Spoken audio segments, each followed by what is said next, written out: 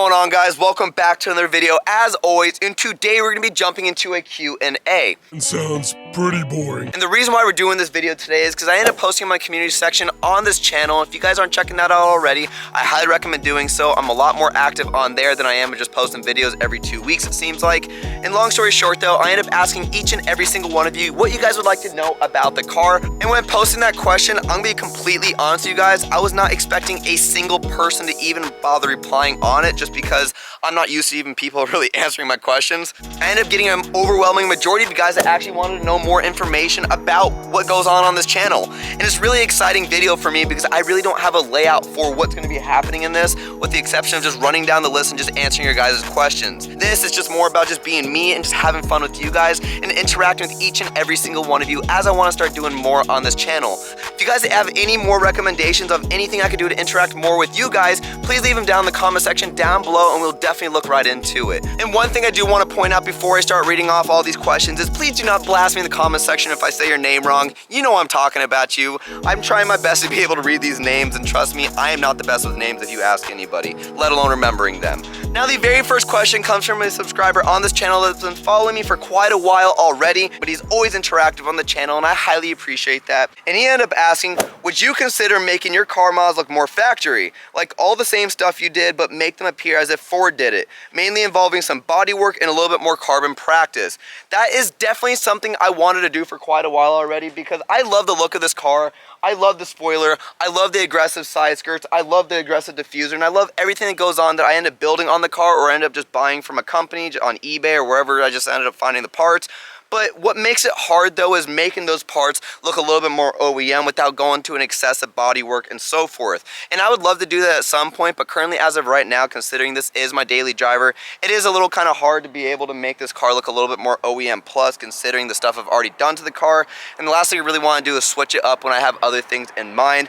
One of the questions that did pop out to me when he ended up saying that was doing a little bit more carbon practice. I've been trying to learn my carbon fiber a little bit, especially with the side skirts right here, which was one of my biggest projects I've ever done. And they don't look the best, and you can even see I've even stepped on this a few times, and I'm going to probably end up having to take this side skirt off and either redo it or end up just putting the old ones back on. But also even doing these in the rear as well. This is one of the other bigger ones I've done, and they're kind of dirty at the moment, so they look like shit. But overall though, I am trying to learn to do a little bit more carbon practice because I want to be able to make more carbon pieces, because I feel like that'd be really cool for the overall portion of what I want to do to this car. And this next question comes from Juan Garavera, and he ended up asking, what suspension parts did you replace? Well, I'm already liking this question already. And how did it affect the handling and acceleration of the car? What's the mod that made the most difference to the performance of your car?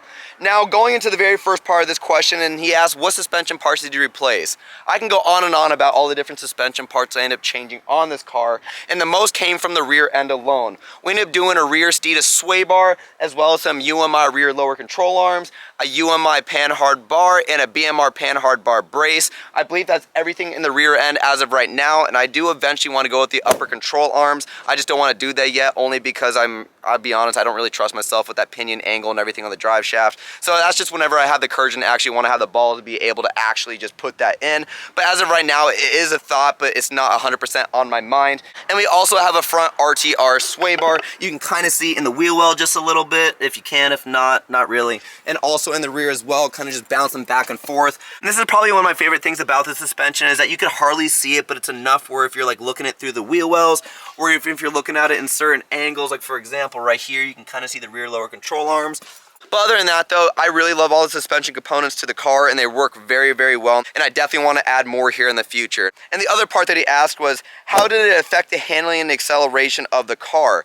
It actually changed the car a lot, believe it or not. And I hardly have any motor mods done on this car, and if you guys have watched the last video of when I talked about the best sounds for this car or whatever it was, I end up kind of like briefly talking about some of the motor mods I do have on here, and I do have very minimal stuff, but pretty much overall it is stock. But going into like a little bit more forward with the suspension components and the performance, it really, and I mean like really changed up everything on the car. It went from me being able to like not really trust this car, because I ended up having a time where I hydroplaned on the freeway just about, and it scared the living shit out of me, because I wasn't even pushing on the gas, I wasn't pushing on the brake, I was like literally coasting braking into a turn to get onto the freeway, and I literally felt the car drifting sideways, and it was shaky. Every time I took a turn, it really didn't feel confident. And so when I ended up replacing all these suspension components, and I told myself, you know what, now is the time, I ended up replacing a bunch of stuff, and it really makes me feel so confident driving this car no matter where I'm going, especially if it's in like tight maneuvers, or even if I just want to have a little bit of fun. But compared to having it as stock, this car was so untrustworthy when I had it stock, to the point where I was kind of scared to drive it, to be real with you. But again, having all the suspension components really changed everything on the car, and if you don't have it already, I highly recommend doing so. And the next question comes from 7 Ackerman, and he ended up asking, why did you choose a 2014 Mustang? To be completely honest, you guys, this was not my very first choice when I ended up getting this car. Originally, I wanted to get a Subaru BRZ. I pretty much had the nail in the coffin. I was already searching on modifications, things I could do, which I'm glad I didn't end up getting a BRZ, because all those mods I ended up thinking that were cool in the past are just so completely much ricer at this point. I ended up getting this car because it was off a really good deal. I ended up getting it all stock, and that was one big thing for me, is I wanted to have an all stock car. And another question he asked too is, do you have one or more special favorite cars in the JDM scene, and why? Of course I do. That's the reason why I started loving cars, with the exception of classic American muscle cars. JDM cars, for whatever reason, just always hold something special to me, because I love that 13B, I love the RB26s, I love the 2JZs, 1JZs, Honda motors. Like literally, there isn't really a JDM classic where I just don't like it. They just have all a very unique look to them. Now, understandably, they're pretty much just tin cans, and if you were to crash into a wall or get hit by a car, you're pretty much just a pancake at that point.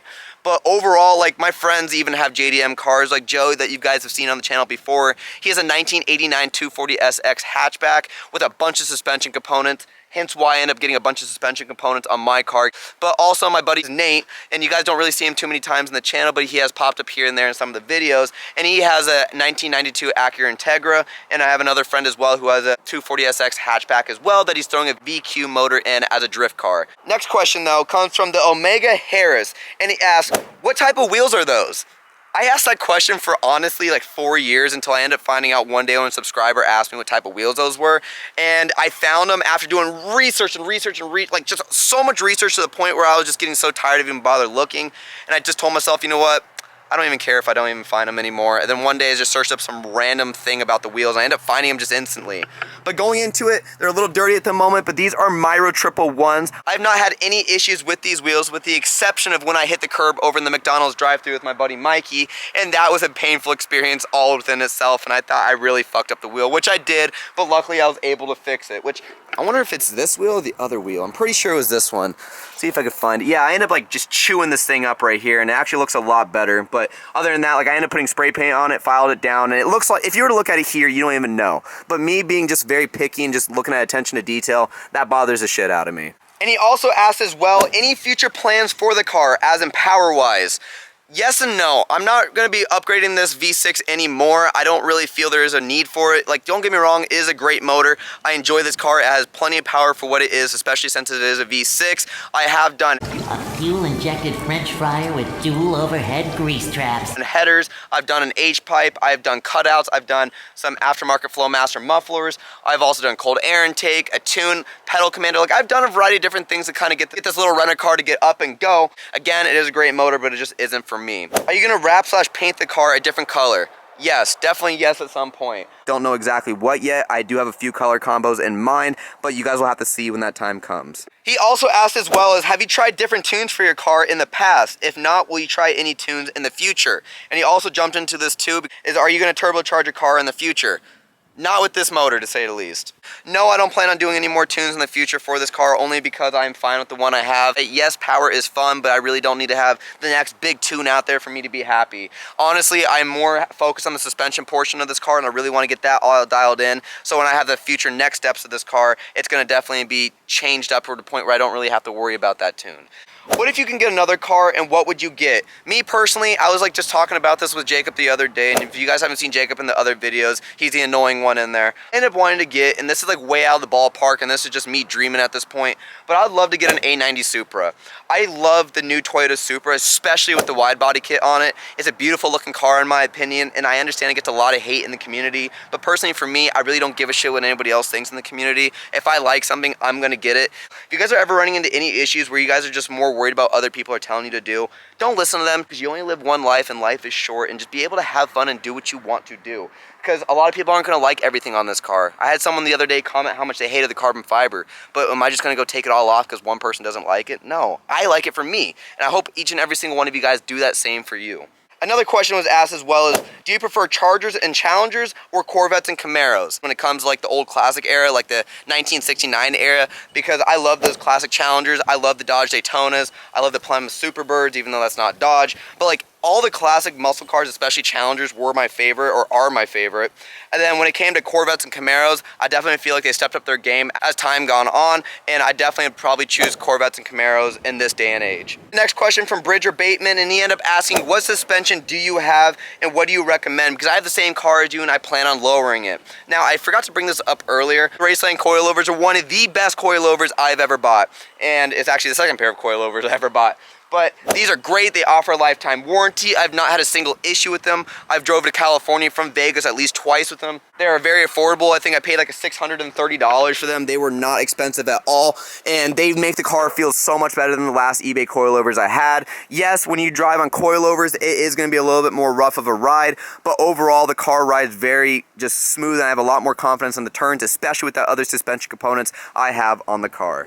Next question comes from Izzy, and they end up asking, I have the same type of car, so in the future, would you consider making and selling some car parts that you have on your car for your subscribers to buy or other Mustang owners to buy? Now, that has actually been on my agenda for quite some time already. With the side skirts, for example, I ended up making like 2 or 3 pairs of these things, and I was actually originally planning on selling some, but I wanted to kind of like test and gimmick some of this stuff. Like, for example, the carbon fiber over on top.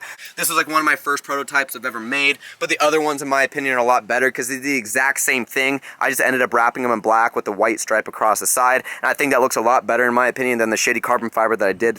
Even the diffuser as well, and man, I'm just walking in circles around this car, but even the diffuser as well, I built that myself because I was not wanting to spend $300 on a diffuser, but that might change in the future and I might end up getting rid of that for something a little bit more aggressive. But yes, I would consider making some car parts in the future, and it is on my mind. I would also like to make merch at some point in the future for all of you guys, but as of right now, I am not ready in the state of making merch, only because I just don't feel like this channel is where it needs to be in order to kind of start selling merch. I'll just be honest with you guys, with the next plans I have for this car, a lot of this stuff is going to come off, so I might end up selling a lot of this stuff here. So if you guys do stick around on this channel for as long as you do, you might end up finding some of these car parts for sale and putting them on your car. Having trouble getting fitment with my 19x9 factory Brembo package wheels. Best springs for low. So I'm not low, but I am kind of low to consider it. This car doesn't really scrape that often. I highly recommend not going with springs, and the reason why I say don't go with springs is because why do you want to tamper with the factory products that already are set for a certain standard when they come from factory? Because personally, me, I don't want to go through all that headache of taking off springs, hoping I don't break an arm trying to take off that spring, but also at the same time too, I just personally, for me, I feel that coilovers are just the best bang for your buck because they're built for low, and also at the same time too, when it comes to turning and handling, I feel like coilovers are a lot better than tampering with the stock product, because when you start tampering with that stock product, in my opinion, you start running into a lot of issues, and that's the last thing you want to do. Nice spoiler. What model is that? Man, you're gonna have to get me out of the car. It's cold outside. So I have a stock GT500 spoiler on here. I ended up buying it from AmericanMuscle.com at the time, and I ended up buying the cheapest option that they have, and that was the unpainted one. And I originally painted this like once or 4 or 5 times after that. And honestly, and my recommendation is if you ever get a spoiler online, get it painted, because honestly, having to repaint this thing over and over and over again every summer because the sun kept burning through it was one of the most annoying things ever, and it ended up becoming a chore. If you do end up getting it unpainted, I recommend just getting it wrapped or professionally painted, because again, this thing just got annoying if you decide to paint it yourself. Give them a follow if you haven't already. I'm just going to post them up here just because I feel like giving somebody a shout out right now. This very last question is actually kind of a funny one because it has nothing to do with the car, and I wasn't even expecting this when I read it though, but do you have a girlfriend? No, not my first time. And with that being said, if you guys stayed this far into the video, you guys are the real ones. I absolutely love you guys for that. And if you guys want to see more of these types of videos, you guys know exactly where to leave them, and that is in the comment section down below. And I want to thank you guys so much for watching today's video, and I will see you guys in the next one when we add the new mod to the car.